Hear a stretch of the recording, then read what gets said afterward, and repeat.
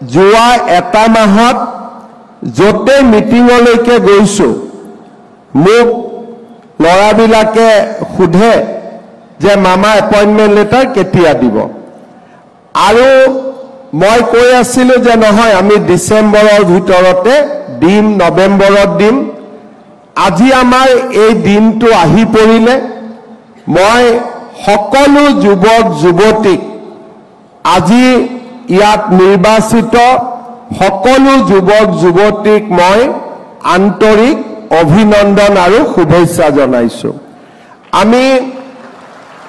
আমি এই পৰ্যায়ত আহিবৰ কাৰণে বহু কষ্ট কৰিছো ৰাতিপুৱা উঠিছো দৌৰিছো কষ্ট কৰিছো কিমান দিনৰ পৰা দৌৰা প্ৰেক্টিছ কৰি আছিলো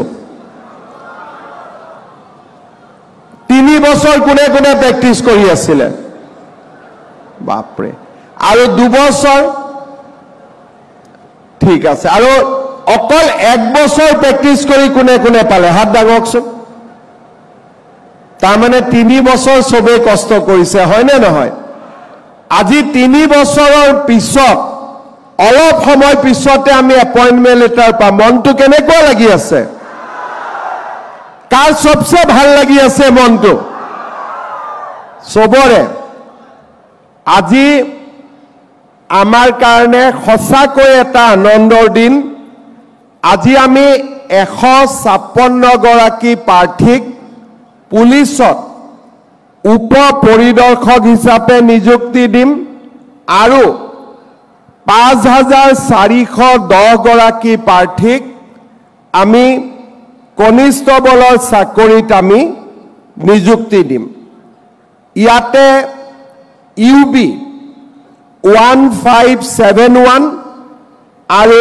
এবি 2171 অৰ্থাৎ দুইটা লগ লাগিলে আমাৰ 5410 গৰাকী আৰু ইয়াৰ লগতে 252 গৰাকী প্ৰাৰ্থী আমাৰ গৃহ বিভাগৰ বিভিন্ন পদত চতুৰ্থ বৰ্গৰ পদত আমি নিযুক্তি অলপ সময় পিছতে দিবৰ বাবে সক্ষম হম অসম পুলিচত চাকৰি আৰু ইয়াৰ নিযুক্তি প্ৰক্ৰিয়া এটা সময় আছিল যেতিয়া পুলিচত চাকৰি এটা পাম বুলি কাৰোবাৰ লগত চিনাকি হ'ব লাগিব নহলে টকা পইচা আমি যোগাৰ কৰিব লাগিব আজি আমি টকা পইচাও দিব নালাগে কাৰো লগত চিনাকিও হ'ব নালাগে মাত্ৰ আমি কষ্ট আৰু পৰিশ্ৰম কৰিব লাগে আজি এই 5000 লৰা ছোৱালী আমাৰ মাজত উপস্থিত আছে ই আমাক কি বুজাইছে যে আমাৰ অসমত চৰকাৰী চাকৰি পাবৰ কাৰণে কাকো 1 টকাও ঘোষ দিব নালাগে লাগে নেকি কোনোবাই 1 টকাও দিছে নেকি চাকৰিৰ কাৰণে আজি আমি সকলোৱে 3 বছৰ কষ্ট কৰাৰ পিছত মেৰিটত আৰু কষ্ট আৰু পৰিশ্ৰমৰ ফল হিচাপে আজি আমি চৰকাৰী চাকৰি পাবলৈ সক্ষম হলো 5 বছৰ আগতে 10 বছৰ আগতে আমি কোনেও পৰিশ্ৰম কৰি চৰকাৰী চাকৰি নললোহেঁতেন আমি কোনোবা বিষয়া কোনোবা নেতা বা কাৰোবাৰ জৰিয়তে চৰকাৰী চাকৰি এটা পাবৰ বাবে চেষ্টা কৰিলোহেঁতেন মাজত মানুহ থাকিলেহেঁতেন কাৰোবাৰ মাটি বন্ধক দিব লাগিলেহেঁতেন কোনোবাই মাটি বিক্ৰী কৰিবলগীয়া হ'লহেঁতেন 10 জনে চাকৰি পালেহেঁতেন 100 জনৰ পইচা মাজৰ মানুহে খাই পৰিয়ালটোক ধ্বংসৰ মুখলৈ লৈ গ'লহেঁতেন আজি আমাৰ ৰাজ্যত এটা সম্পূৰ্ণ বেলেগ পৰিৱেশৰ সৃষ্টি হৈছে।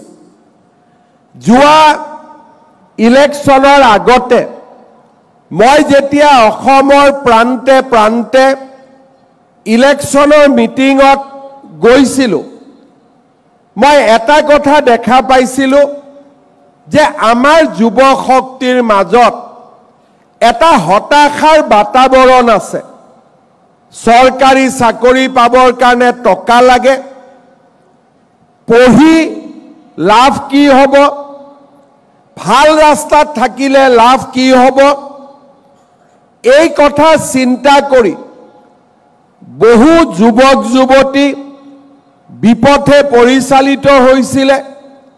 কোনোবাই ড্ৰাগছ আৰু মদৰ প্ৰতি আসক্তি হৈছিলে, কোনোবাই জীৱনত একো নহ'ব বুলি কৰ্ণাটক অন্ধ্ৰ প্ৰদেশত সিকিউৰিটি গাৰ্ডৰ কাম কৰিবলৈ আমাৰ অসমৰ পৰা গুচি গৈছিলে।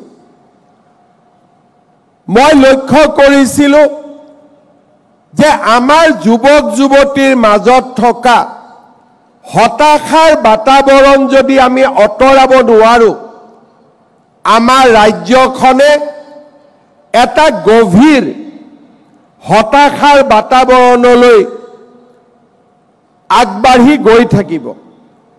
ইয়াৰ মাজতে হতাশগ্ৰস্ত হৈ কিছু ল'ৰা ছোৱালীয়ে আলফাটো যোগদান কৰিছিলে।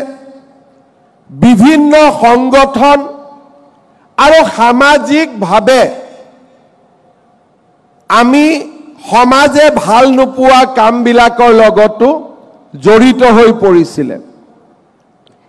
ইলেকশ্যনৰ সময়ত মই মোৰ কোনো সতীৰ্থৰ লগত আলোচনা নকৰাকৈ এইবিলাক দেখি মই ঘোষণা কৰিছিলোঁ যে আমাৰ চৰকাৰ আহিলে আমি 1 লাখ চৰকাৰী চাকৰি দিম, 2 লাখ ল'ৰা ছোৱালীক আত্মসংস্থাপনৰ সুবিধা দিম।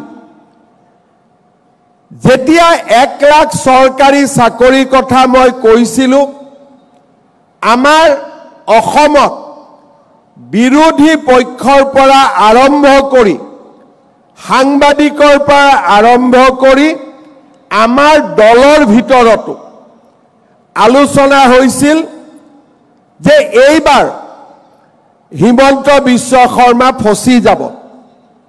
কাৰণ 1 লাখ চাকৰি ক'ৰ পৰা দিব, 1 লাখ চাকৰি কেনেকৈ দিব, আৰু যদি 1 লাখ নহয় 20,000 চাকৰিও যদি দিব খোজে, চাৰিওফালে দুৰ্নীতি হ'ব, টকা পইচাৰ বজাৰ হ'ব, আৰু চৰকাৰখন ৰাইজৰ মাজত অপ্ৰিয় হৈ পৰিব। চৰকাৰ গঠন হ'ল, অসমৰ মুখ্যমন্ত্ৰীৰ মই দায়িত্ব ল'লোঁ। প্ৰথম দিনাখনেই আমি কেবিনেটত আলোচনা কৰিলোঁ যে আমি 1 লাখ চৰকাৰী চাকৰি দিব লাগিব। তেতিয়া ৰাজ্যৰ মুখ্য সচিব আৰু আন সকলোৱে মোক ক'লে যে ছাৰ 1 লাখ পোষ্ট আমাৰ মাজত নাই, আমি 1 লাখ দৰমহা কেনেকৈ দিম, আৰু 1 লাখ ল'ৰা ছোৱালী যদি আমি চাকৰি সৃষ্টি কৰোঁ তেতিয়াহ'লে আন উন্নয়নমূলক কাম কৰিবৰ কাৰণে আমাৰ হাতত কোনো টকা পইচা নাথাকিব। মই কৈছিলোঁ যে আমি চেষ্টা কৰোঁ, আমি আগুৱাই যাওঁ, লাহে লাহে আমি আগুৱাই গৈ থাকোঁ, আৰু আমি যিমান দূৰলৈকে যাব পাৰোঁ আমি যাবৰ বাবে আমি চেষ্টা কৰিম। মই তেওঁলোকক কৈছিলোঁ যে পুলিচত ভেকেন্সি থাকিব নালাগে, পুলিচক আমি 0 ভেকেন্সি, তাৰ মানে প্ৰত্যেক বছৰত যিমান পদ খালী হ'ব সেই বছৰতে আমি নিযুক্তিৰ ব্যৱস্থা কৰিব লাগিব। এডুকেশ্যন ডিপাৰ্টমেণ্টত ভেকেন্সি থাকিব নালাগিব, হেল্থ ডিপাৰ্টমেণ্টত ভেকেন্সি থাকিব নালাগিব। আৰু মই পুলিচক কৈছিলোঁ যে নতুনকৈ 4টা কমাণ্ডো বেটেলিয়ন কৰক, এটা ফৰেষ্ট বেটেলিয়ন কৰক, কাৰণ অসমত আৰক্ষীৰ প্ৰয়োজন আছে। CRP BSF আনি আমি অসমত আইন শৃংখলা ৰক্ষা কৰাতকৈ আমাৰ নিজৰ ল'ৰা ছোৱালীক আমি পুলিচত লৈ যাম আৰু তেওঁলোকৰ জৰিয়তে আমি আইন শৃংখলা ৰক্ষা কৰিম। লগতে মই তেতিয়া DGPক কৈছিলোঁ যে যদি এবাৰ আমি নিকা নিযুক্তি দিব পাৰোঁ, ল'ৰা ছোৱালীবিলাকে দৌৰিব আৰম্ভ কৰিব, পৰিশ্ৰম আৰম্ভ কৰিব আৰু অসম পুলিচৰ লগে লগে আমাৰ ল'ৰা ছোৱালীয়ে CRP BSF সেনা বাহিনী অগ্নিবীৰৰ বাবেও নিজক সাজু কৰিব। আজি আমাৰ ৰাজ্যৰ চাৰিওফালে আমি দেখা পাওঁ যে আমাৰ যুৱক যুৱতীসকলে পৰিশ্ৰম কৰিছে, কোনোবাই অসম পুলিচত গৈছে, কোনোবাই CRPত গৈছে, কোনোবাই CISFত গৈছে আৰু লাহে লাহে সেনা বাহিনীটো আমাৰ জোৱানৰ সংখ্যা বৃদ্ধি হৈছে। বিধানসভাত আমাৰ বিৰোধীসকলে মোক উপলুঙা কৰিছিলে যে 1 লাখ চাকৰি হ'লে নাম ঠিকনাবোৰ আপুনি আমাক দিব। মই মনতে ভাবিছিলোঁ যে 2021 চনত 22 চনত মোক আপোনালোকে উপলুঙা কৰিব, কিন্তু 2025 চন 26 চন পাওঁতে পাওঁতে আপোনালোকে এই কথাবোৰ পাহৰি যাব। আজি মই গৌৰৱেৰে সৈতে ক'ব খোজো যে আমি 1 লাখ চাকৰি দিম বুলি কৈছিলোঁ, এতিয়ালৈকে আমি 1,35,000 ল'ৰা ছোৱালীক আমি চাকৰি দিলোঁ। আৰু আজি এই 5,000 চাকৰি যোগ হৈ যোৱাৰ লগে লগে চাকৰি 1,40,000 পাৰ হ'বগৈ। আৰু আজি আমি গৌৰৱেৰে সৈতে ক'ব পাৰোঁ যে ভাৰতৰ ভিতৰত অসম এনেকুৱা এখন ৰাজ্য য'ত চাকৰি পাবলৈ 1 টকাও কাকো ঘোষ দিব নালাগে, তামোল পাণ এখনো খুৱাব নালাগে। মাত্ৰ পৰিশ্ৰম আৰু কষ্টৰ মাজেৰে আজি আমি চৰকাৰী চাকৰি পাব পাৰোঁ। আৰক্ষীৰ পৰা মেজিষ্ট্ৰেটলৈ, আৰক্ষীৰ পৰা শিক্ষকলৈ, আৰক্ষীৰ পৰা কৃষি বিষয়া ডক্টৰলৈ চৰকাৰী চাকৰিৰ নামত আমি এটকাও কাকো ঘোষ দিব নালাগে। আজি আমি চাকৰি পাইছোঁ, আজি আমি চাকৰি পোৱা যুৱকসকল যুৱতীসকল আমাক দেখা পায় আৰু আন 10 জনে পৰিশ্ৰম কৰিবলৈ শিকিব। কেইটামান দিন আগত মই ক্ষেত্ৰীলৈ গৈছিলোঁ, ইয়াত আছে 2জন ল'ৰাই পুলিচত চাকৰি পাইছে আৰু 15 জনক দৌৰোৱা প্ৰেক্টিছ কৰাই আছে যে অহাবাৰ বাকীসকলেও পাব লাগিব। তাৰ মানে আমাৰ গাঁৱৰ সফল প্ৰাৰ্থীসকলে আজি 10 জন ল'ৰাক অনুপ্ৰাণিত কৰিব পাৰে। আপোনালোক আজি এজন এজন আদৰ্শ যুৱক যুৱতীলৈ ৰূপান্তৰ হৈছে।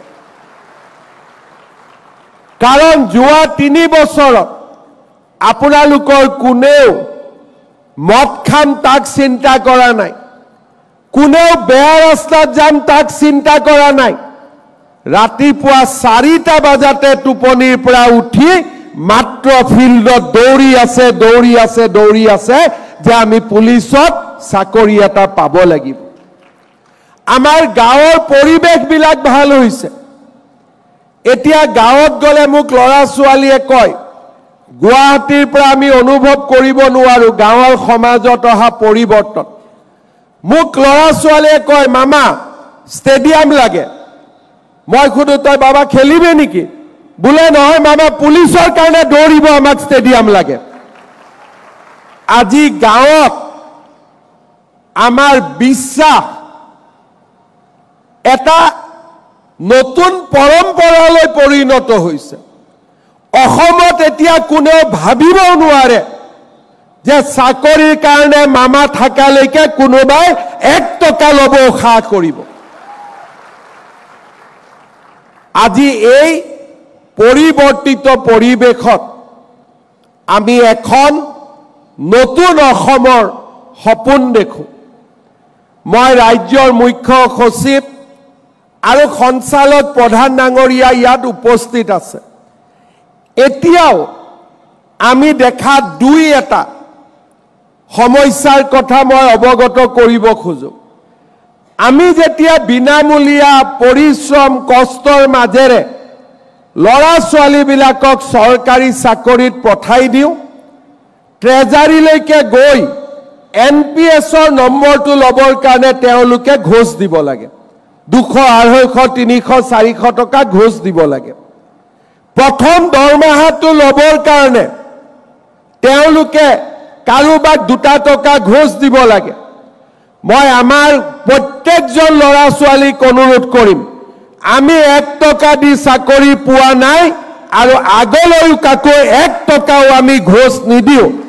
আৰু কোনোবাই যদি 1 টকাও ল'ব খোজে আপোনালোকে মোক জনাব আৰু আমি নিশ্চিত কৰিম DGP চিফ সেক্ৰেটাৰী সকলোৱে যে চাকৰি লোৱাৰ আগতো পইচা দিয়া নাই, চাকৰি লোৱাৰ পিছতো আমি কাকো টকা নিদিওঁ।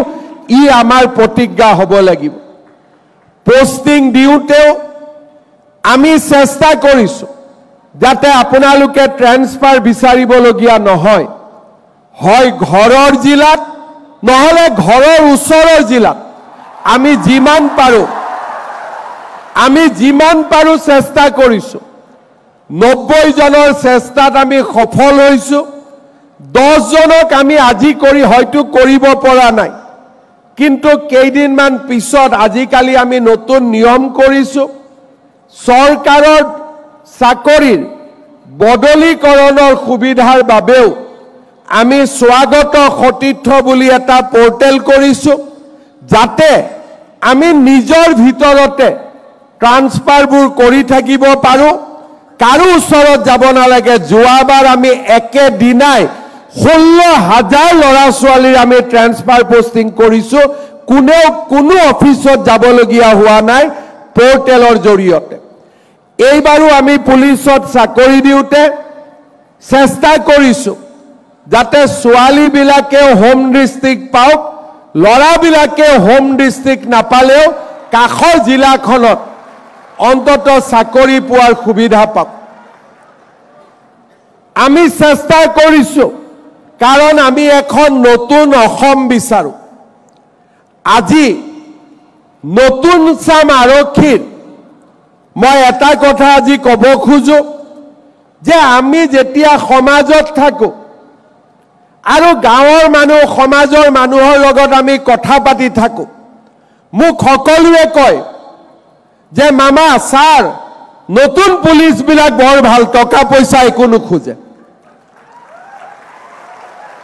তাৰ মানে মই পুৰণা পুলিচবোৰ বেয়া বুলি ক'ব খোজা নাই, কিন্তু অন্তত নতুন SI, নতুন DSP, নতুন পুলিচৰ বিৰুদ্ধে অভিযোগ আজি এক প্ৰকাৰ নাই বুলি আমি ক'ব পাৰো, যিসকলে যোৱা 5 বছৰত নিযুক্তি পাইছে। আপোনালোকে চাব, পুলিচৰ বিৰুদ্ধে লিখা বাতৰিবিলাকো আজি কমি গৈছে। আৰু এটা কথা সকলোৱে মনত ৰাখিব, পুলিচৰ কাম দুখীয়াৰ বিৰুদ্ধে লাঠি চলোৱা নহয়, পুলিচৰ কাম হৈছে অপৰাধীৰ পিঠিত দাণ্ডা চলোৱা। অপৰাধীৰ পিঠিত দাণ্ডা চলোৱা দুখীয়া মানুহৰ নহয় আগত এছাম পুলিচ আছিল ৰিক্সাৱালা পালে পিঠিত লাঠি মাৰে কিন্তু আমাৰ ইয়াত গোট খোৱা বহুতৰ দেউতাই নিজে ৰিক্সা চলায় আগতে বজাৰত তৰকাৰী বিক্ৰী কৰা মানুহজনক লাঠি চলায় আজি মই আপোনালোকক দেউতা মাক লৈ আহিব কিয় কৈছিলো কাৰণ আপোনালোকৰ দেউতায়ো তৰকাৰী বিক্ৰী কৰে আজি বহুতে গাঁৱৰ খেতিয়কজন থানাত আহিলে বেয়া ব্যৱহাৰ কৰে আজি মই আপোনালোকৰ দেউতা মাক কিয় লৈ আহিব কৈছিলো কাৰণ আপোনালোকৰ দেউতা মায়ো খেতি কৰে আৰু বহুতে ঘৰৰ কাষৰ সবজি দোকানখনত গৈ 10 টকা 20 টকা 100 টকা খুজে আৰু দেউতাই ঘৰত গৈ কেনেকে দুখ কৰে তাক আপোনালোকে নিজে বুজে আজি আপোনালোকৰ দেউতাজন ইয়াত সাক্ষী হৈ আছে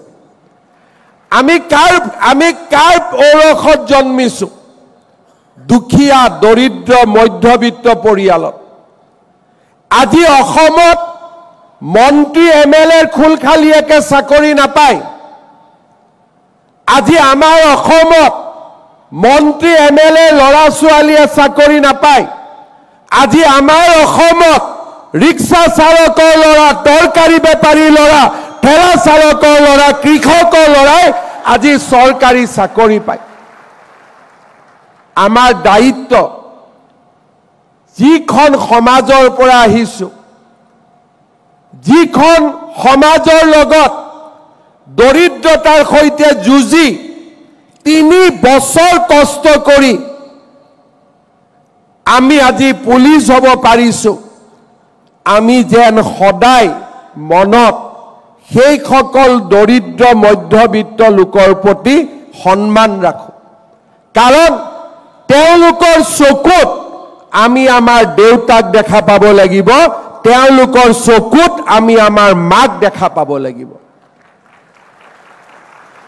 আৰু সেই কাৰণে আজি আমাৰ অসমত পৰিৱৰ্তন হৈছে 10% 20% কৰবাত যদি বেলেগ ৰাস্তাত গৈছে আমি তেওঁলোকক কেনেকৈ ঘূৰাই আনিম তাৰো আমি চিন্তা কৰি থাকো মাজে মাজে আপোনালোকে দেখে যে আমাৰ অফিচাৰ বিলাক দুই এজনৰ ঘৰত পুলিচ যায় 1 কোটি 2 কোটি টকা ধৰিও লৈ আহে আৰু দুই এজনে টকা লওঁতে ধৰোতে তেওঁলোক গ্ৰেপ্তাৰো হয় আজিকালি সেইকাৰণে টকা নগদ নলয় গুগল পেত লৈ লয় কিন্তু তেওঁলোকে বুজি নাপায় যে গুগল পেত ললে বেছি প্ৰমাণ হৈ থাকে টকাটো নিজৰ একাউণ্টতে যায় আৰু গুগল পেত টকা ললে অফিচাৰ সকলৰ কাৰণে বেছি সহজ কাৰ একাউণ্টত কিমান টকা গল আজিকালি এনেকুৱাও দুই এজন আছে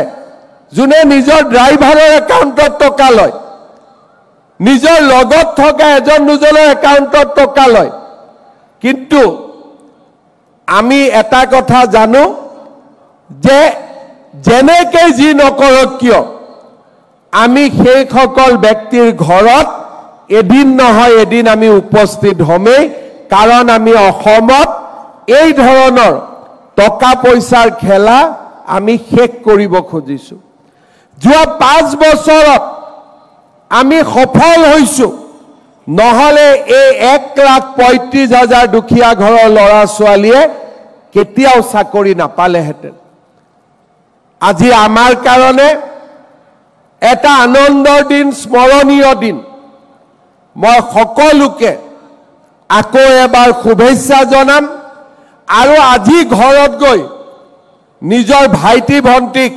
সকলোৱে ক'ব লাগিব যে আজি আমি এপইণ্টমেণ্ট লৈ আহিলো আৰু অহা 2 দিনত মামাই নতুন এডভাৰটাইজ দিব গতিকে আমি দৌৰা কাম চলাই থাকিব লাগে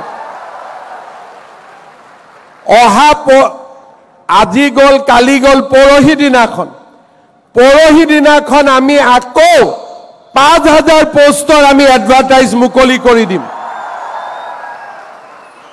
তাৰ মানে অসমত নিযুক্তি চলিয়ে থাকিব আজি আমি পালো ঘৰত গৈ ভাইটিক কম যে আজিৰ পৰা তই দৌৰিব আৰম্ভ কৰ, কাৰণ এডভাৰটাইজ আৰম্ভ হৈ গ'লেই। আমাৰ বন্ধুসকলক কম, যিসকলে নোপোৱা বুলি দুখ কৰি আছে, যে তহঁতি চিন্তা কৰিব নালাগে, আকৌ পোষ্ট ওলালে আকৌ চেষ্টা কৰিব লাগে। আৰু অহাবাৰ ইলেকশ্যনৰ পিছতো 1 লাখ গৈ 2 লাখ পাই যাবগৈ, আৰু কিমান আগুৱাই যাবতো চিন্তাই নাই। আমাৰ সুবিধা ওলাইয়ে থাকিব। আৰু তাৰ কাৰণে আমি সকলোৱে পৰিশ্ৰম কৰি থাকিব লাগিব, আৰু সকলোৱে নিজৰ দায়িত্ব সুন্দৰভাৱে পালন কৰি থাকিব লাগিব। আজি আমি অলপ ভাল কৰি কথা পাতিছোঁ। যেতিয়া ইউনিফৰ্ম পিন্ধিম, মোক লগ পালে ডাঙৰ অফিচাৰবিলাকে কথা পাতিব নিদিব, ক'ব পুলিচত ডিচিপ্লিন আছে। পুলিচত ডিচিপ্লিন আছে, সঁচা কথা, কাৰণ আৰক্ষী ডিচিপ্লিন আৰু শৃংখলাৰ ওপৰত চলে। ইয়াৰ পৰা গৈ আমি ট্ৰেইনিং ল'ম। আমাৰ লাচিত বৰফুকন পুলিচ একাডেমীত আমাৰ ট্ৰেইনিং হ'ব। SI সকল নেপাত যাব, লাচিত বৰফুকন পুলিচ একাডেমীটো যাব। আজিৰ পৰা আমাৰ জীৱনলৈ পৰিৱৰ্তন আহিব, কাৰণ আজিৰ পৰা আমি ইউনিফৰ্ম পিন্ধিম। আজিৰ পৰা নালাগে, 10 তাৰিখে জইন কৰিলে হ'ব, ঠিক আছে? কোন তাৰিখে জইন কৰিব লাগে মই কৈ দিছোঁ। এইকেইটা দিন, 3-4টা দিন, এসপ্তাহ আমি ফূৰ্তি কৰিব পাৰোঁ।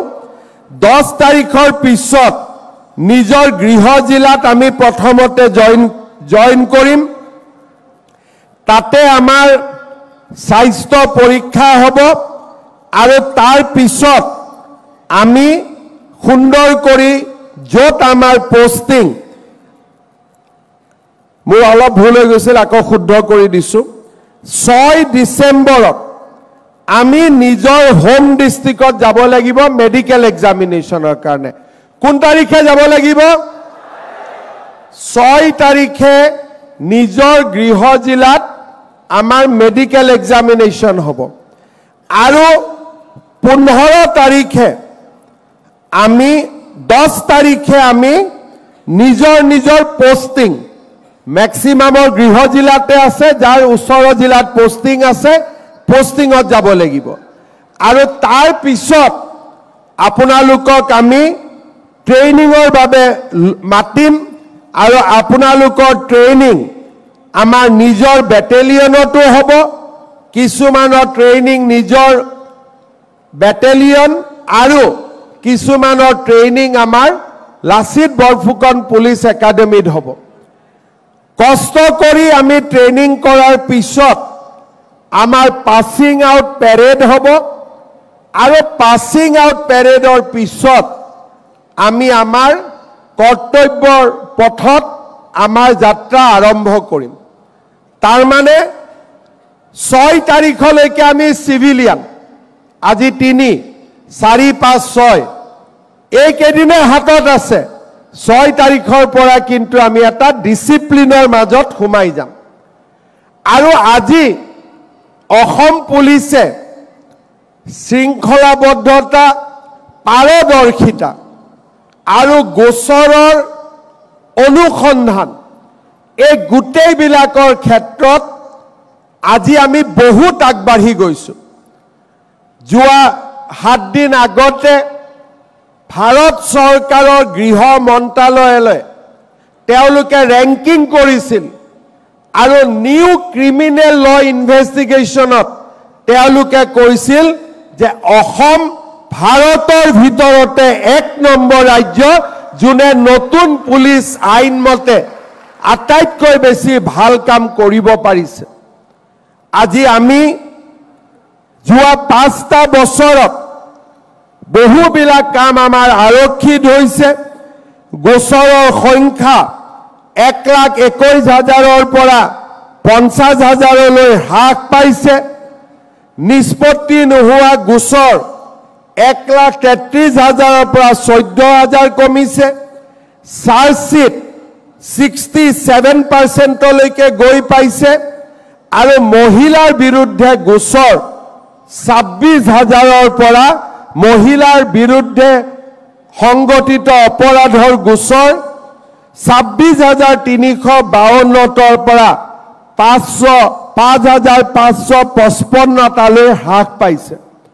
আৰক্ষীৰ নিয়মীয়া নিযুক্তি ইয়াৰ এটা ডাঙৰ কাৰণ আজি আমাৰ আৰক্ষীত পৰ্যাপ্ত পৰিমাণৰ SI আছে, UB আছে আৰু আমাৰ আইন শৃংখলাৰ সৈতে যুঁজিবলৈ AB কনষ্টেবল বিষয়া আজি আমাৰ সকলো আছে। আজি আমি অসমত আইন শৃংখলাৰ দৃষ্টিৰে বহু দূৰ আজি আমি আগুৱাই যাব পাৰিছোঁ। ৰাজ্যখনত শান্তিৰ এটা পৰিৱেশ আজি আমি নিৰ্মাণ কৰিব পাৰিছোঁ। আপোনালোকৰ উপস্থিতি আৰু আপোনালোকৰ যোগদানে আমাৰ অসম আৰক্ষীক আৰু অধিক শক্তিশালী কৰিব। মই আপোনালোকক আনুষ্ঠানিকভাৱে অসম আৰক্ষীলৈ স্বাগতম জনাইছোঁ, আপোনালোকক অসম আৰক্ষীলৈ আদৰণি জনাইছোঁ। আজি আমি চাহ জনজাতিৰ 3% আৰক্ষণত নিৰ্বাচিত জোৱানসকলক এপইণ্টমেণ্ট লেটাৰৰ বাবে মতা নাই। 8 তাৰিখে তেওঁলোকক আমি সুকীয়াকৈ এপইণ্টমেণ্ট লেটাৰ দিম আৰু 10 তাৰিখে আপোনালোকৰ লগতে তেওঁলোকে একেলগে যোগদান কৰিব। যিসকলে আজি ইয়াতে আহিছে, কোনোবাই যদি তেওঁলোকৰ হয়তো এপইণ্টমেণ্ট লেটাৰখন নোলাব, তেওঁলোকে 8 তাৰিখলৈকে অপেক্ষা কৰিব। এতিয়া মই দুটা অনুৰোধ কৰিম। কোনোবা ল'ৰা ছোৱালীৰ ঘৰত যদি আমি অৰুণোদয় পাই আছিলোঁ, আমি নিজে নিজে অৰুণোদয়ৰ পৰা আঁতৰি আহিম, হ'ব? ঘৰত যিহেতু চাকৰি হৈছে, এতিয়া আমাক আৰু অৰুণোদয় নালাগে, হ'বনে নহ'ব? কোনে কোনে পাই আছিল অৰুণোদয়? কাৰ কাৰ ঘৰত আছিলে অৰুণোদয়? ঠিক আছে। চৰকাৰী কৰ্মচাৰীৰ ঘৰত অৰুণোদয় নাথাকে, সেইকাৰণে আপোনালোকে অৰুণোদয় লোৱাৰ পৰা আপোনালোক নিজে নিজে বিৰত থাকিব। দ্বিতীয়তে, আজিৰ পৰা আমাৰ এটা নতুন কৰ্মযাত্ৰা আৰম্ভ হ'ব। পুলিচ মানে চেলেঞ্জৰ কাম। পুলিচে মাজে মাজে বিপদৰ লগতো মুখামুখি হয়। চাকৰি পোৱাৰ আগতে, যোগদান কৰাৰ আগতে ঘৰৰ নামঘৰ মন্দিৰত আপোনালোকে সেৱা কৰি আহিব, যাতে ভগৱানে আপোনালোকক গোটেই জীৱনজোৰা আশীৰ্বাদ দি থাকে। যাৰ যাৰ নামঘৰ, যাৰ যাৰ মন্দিৰ, সকলোতে চাকি এগছ আৰু কিবা এটা আগবঢ়াই আপোনালোকে প্ৰাৰ্থনা কৰি আহিব, যাতে আমি সদায় নিৰাপদে থাকি, সুৰক্ষিত থাকি অসমৰ ৰাইজক ৰক্ষা কৰিব পাৰোঁ, অসমত আইন শৃংখলা আমি ৰক্ষা কৰিব পাৰোঁ। যিদিনাখন আমি পাছিং আউট পেৰেড ল'ম, সিদিনাখন আমি প্ৰতিজ্ঞা কৰিম যে ৰাইজৰ স্বাৰ্থত আমি মৃত্যুকো সাৱটি ল'ব ভয় নকৰোঁ। কিন্তু মৃত্যু আমি নিবিচাৰোঁ। নমৰাকৈ যদি শত্ৰুক মাৰিব পাৰোঁ, সেইটো আটাইতকৈ বেছি ভাল, আৰু তাৰ বাবে আমাক নেদেখাজনৰ আশীৰ্বাদ লাগে। তৃতীয়তে, আৰক্ষীত যোগদান কৰাৰ পিছত দেউতা মাক আমি কোনেও অৱহেলা নকৰোঁ। চাকৰি পোৱাৰ পিছত দেউতা মাক আমি কোনেও অৱহেলা নকৰোঁ। কাৰণ আজি আমি যি স্থানত থিয় হৈছোঁ, অলপ পিছতে আমি নিযুক্তি পাম। কাৰ কাৰণে এইখিনিলৈকে আমি আহি পাইছোঁ? আমাৰ দেউতা মাৰ পৰিশ্ৰমৰ কাৰণে আজি আমি এই স্থানত থিয় হৈছোঁ। দেউতা মা অবিহনে আজি আমি এই স্থানত উপস্থিত নহ'লোহেঁতেন। জীৱনৰ যেতিয়া আমি জীৱনত হাৰি যাওঁ, মাৰ ওচৰত গৈ আমি কান্দো, কিন্তু সেইজনে আটাইতকৈ ভাল সন্তান, যিজনে জীৱনৰ সফলতাৰ সময়ত দেউতাক মাকক কৃতজ্ঞতা জনায় আৰু জীৱন জুৰি দেউতাক মাকক সেৱা আগবঢ়ায়। মই সেই কাৰণে সকলোকে অনুৰোধ কৰিম যাতে সকলোৱে দেউতা মাক প্ৰতি আমাৰ যি দায়িত্ব আৰু আমাৰ যি কৰ্তব্য তাক যাতে জীৱনৰ শেষ মুহূৰ্তলৈকে আমি পালন কৰোঁ। যি ল'ৰা ছোৱালীৰ শিৰত কপালত মূৰত দেউতা মাৰ আশীৰ্বাদ থাকে তাক জীৱনত কোনেও পৰাজিত কৰিব নোৱাৰে। তাক আমি সদায় মনত ৰাখি চলিব লাগিব আৰু সেইকাৰণে আমি সকলোৱে সংকল্প ল'ম যে দেউতা মাৰ প্ৰতি আমি জীৱনটো কৃতজ্ঞ হৈ থাকিম আৰু দেউতা মাক আমি সেৱা কৰিম।